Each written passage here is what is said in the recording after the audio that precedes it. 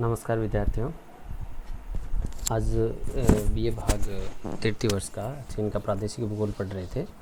उसके बाद उसका अगला पार्ट आता है चीन का प्रादेशिक भूगोल में। हमने सबसे पहले चीन के परिचय पढ़ा, चीन की मूल विशेषताओं के बारे में पढ़ा, उसके भौतिक स्वरूप के बारे में पढ़ा, उनको कितने भागों में विभाजित कर रखा है, कौन कौन से उच्चावच वहाँ पर विशेषता पाए जाते हैं, उसके बारे में हमने एक सामान्य अध्ययन किया था। उसके बाद आज अपना आता है चीन का अपवाह तंत्र। चीन में कौन सी प्रमुख बड़ी नदियां हैं उसके बारे में हमें पढ़ना है। चीन सबने यांगटी, सिकियांग, हवांगो, इन नदियों के बारे में सबने सुन रखा है। यह है चीन का अपवाह तंत्र। नदियों की अगर बात करें तो चीन अपने आप में एक समृद्ध राष्ट्र है। नदियों के स्थान पर आधार पर चीन की आर्थिक विकास में नदियां बहुत ही महत्वपूर्ण भूमिका रखती है और चीन में प्रमुख 3 नदियां हैं। वो चीन को 3 भागों में विभाजित करती हैं। पहला उत्तरी चीन, मध्य चीन और दक्षिणी चीन। हवांगो नदी है वो चीन के उत्तरी भाग में प्रवाहित होती है। यांगटी सिकियांग नदी है वो चीन के मध्य भाग में प्रवाहित होती है और सिकियांग नदी है वो चीन के दक्षिणी भाग में प्रवाहित होती है। और 3 ये बड़ी नदियाँ हैं जो ये नदियाँ चीन के उच्च पर्वतीय क्षेत्रों से निकलकर और प्रवाहित होती हुई प्रशांत महासागर में जाके गिरती हैं। सबसे पहली नदी आती है हवांगो नदी, जो उत्तरी चीन में प्रवाहित होती है। ये 4845 किलोमीटर लंबी है और चीन के कुल भाग में 7.7 लाख वर्ग किलोमीटर क्षेत्र को ये अपने मतलब बेसिन का विस्तार है। इसका उद्भव है कुनलुन पर्वत के सिरिंगनोर तथा ओरिंगनोर झीलों से हुआ है। 2 झीलों के नाम याद रखें कि हवांगो नदी है चीन की, वो कुनलुन पर्वत के सिरिंगनोर और ओरिंगनोर 2 झीलों से हुआ है। यहाँ से निकलने के बाद सासी, सेंसी, होपे आदि प्रांतों में चलती हुई पीले सागर में जाके गिरती है। अब पीले सागर में जाके गिरती है तो इसलिए ये क्योंकि ये लोयस के पठार से होते हुए नदी प्रवाहित होती है और वहाँ पर लोयस है वो उड़ के बहुत बारीक कणों की मिट्टी है, जो पीली मिट्टी है, वहाँ जाकर जमा हो जाती है। इसलिए इस मिट्टी में इस पठार से प्रवाहित होने के कारण मिट्टी है साथ में जल में घुल के बहती जाती है, जिसके कारण इस नदी का जल है वो पीला हो जाता है। इसलिए इसको पीत नदी भी कहा जाता है। इस नदी में लगातार जल की अधिकता के कारण यह नदी अधिकांशतः मार्ग परिवर्तन करती रहती है, जिसके कारण लगातार बाढ़ आती रहती है और इसी कारण इस नदी को चीन का शोक के नाम से जाना जाता है। ये चीन कृषि योग्य भूमि का 40% भाग है वो कवर करता है और इसकी वीओ एक प्रमुख नदी है जो हवांगो नदी के सहारे भी चीन की, जैसे अपने भारत में सिंधु घाटी सभ्यता है, ठीक इसी तरह से चीन में भी हवांगो नदी के सहारे भी प्राचीन सभ्यता का उदय हुआ था। यांगटी सिकियांग नदी है दूसरी बड़ी नदी। ये नदियों का एक मानचित्र है जिसमें ये उत्तरी चीन में यहाँ पर ये हवांगो नदी है, ये नॉनसान पर्वत के पास है। यहाँ ये कुनलुन पर्वत श्रेणियाँ हैं, यहाँ से निकलती हुई बहती हुई, यहाँ से टेढ़ी मेढ़ी रास्तों में से बहती हुई जाके और यहाँ पीले सागर में जाकर गिरती है। उसके बाद दूसरी है यांगटी सिकियांग टांगला श्रेणी से। ये टांगला एक पर्वत श्रेणी का नाम है। यहाँ से निकलती हुई टेढ़ी मेढ़ी अवस्था में बहती हुई यांगटी सिकियांग जाके पूर्वी चीन सागर में जाके गिरती है। चीन की सबसे बड़ी नदी है, यह है चीन की सबसे बड़ी नदी है। इसका लंबाई है 5557 किलोमीटर है और ये चीन के कुल भूभाग का 20% भाग कवर करती है, अर्थात 19.4 लाख वर्ग किलोमीटर भाग को ये कवर करती है। ये टांगला बेसिन से निकलने के बाद जेचुआन, हुपे, हुनान आदि प्रांतों से में बहती हुई चीन सागर में जाके गिरती है। चीन का प्रसिद्ध जो रेड बेसिन है इसी नदी घाटी में स्थित है।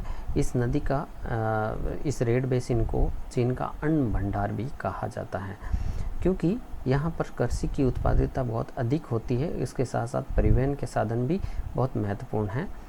परिवहन की दृष्टि से भी ये नदी उपयोगी है। इस नदी से लगभग 1600 किलोमीटर से लेकर हेकाऊ तक जहाज चलते हैं। इसकी कुछ प्रमुख सहायक नदियाँ हैं काइलिंग, युआन, सियांग कान आदि ये प्रमुख नदियाँ हैं। उसके बाद अगली आती सिकियांग नदी। सिकियांग नदी ये दक्षिणी चीन में प्रवाहित होती है 2655 किलोमीटर लंबी है। ये सिकियांग नदी है। यहाँ पे देखिए ये हवांगो इस यांगटी सिकियांग नदी से ठीक नीचे प्रवाहित होती है और दक्षिण चीन में जाके गिरती है। ये ध्यान रखना, हवांगो नदी पीले सागर में, यांगटी सिकियांग पूर्वी चीन सागर में और सिकियांग दक्षिणी चीन सागर में जाकर गिरती है।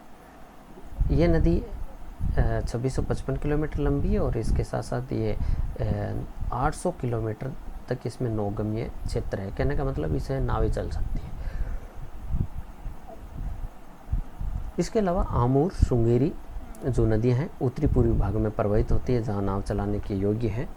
इसके अलावा चीन में एक ऐसा भूभाग है जिसको नाम आंतरिक अफवाह तंत्र के प्रधानता कहा जा सकती है। आंतरिक अफवाह तंत्र विकसित है, वो क्षेत्र है तारिम बेसिन। ये वाला भाग तकला मकान के आसपास का भाग तारिम बेसिन, ये वाला भाग है जहाँ पर नदियाँ हैं वो छोटी बड़ी झीलों में बहती है। ये ज़्यादा शुष्क क्षेत्र है, ज़्यादा वर्षा नहीं होती है। अगला आता है चीन की जलवायु। चीन की जलवायु बहुत बड़ी मात्रा में प्रभावित है। कारण क्योंकि चीन का एक बहुत बड़ा क्षेत्रीय विस्तार है, उच्चावची विविधता बहुत ज़्यादा है। प्राकृतिक यहाँ ये कहें कि इन विविधताओं के कारण है चीन में मानसूनी जलवायु और तिब्बत तुल्य जलवायु पाई जाती है। मानसूनी जलवायु है वो तटीय क्षेत्र या तटीय आसपास के पाई जाती है, जबकि जो तिब्बत के पठार का आसपास का भाग है वह तिब्बत तुल्य अर्थात महाद्वीपीय प्रकार की जलवायु पाई जाती है, शुष्क जलवायु पाई जाती है। चीन की जलवायु मुख्यतः महाद्वीपीय तथा सामुद्रिक मानसूनी हवाएं, चक्रवाती तूफानों का विशेषतः प्रभाव पड़ता है। शीत ऋतु में यहाँ पर गोबी के मरुस्थल में उच्च दाब होने के कारण ठंडी और शुष्क हवाएं चलती है, जिसके कारण ज़्यादा वर्षा नहीं हो पाती है। यहाँ पर तापमान हिमांक बिंदु से नीचे रहता है और शीत ऋतु में उत्तरी चीन में रेतीले तूफान चलते हैं।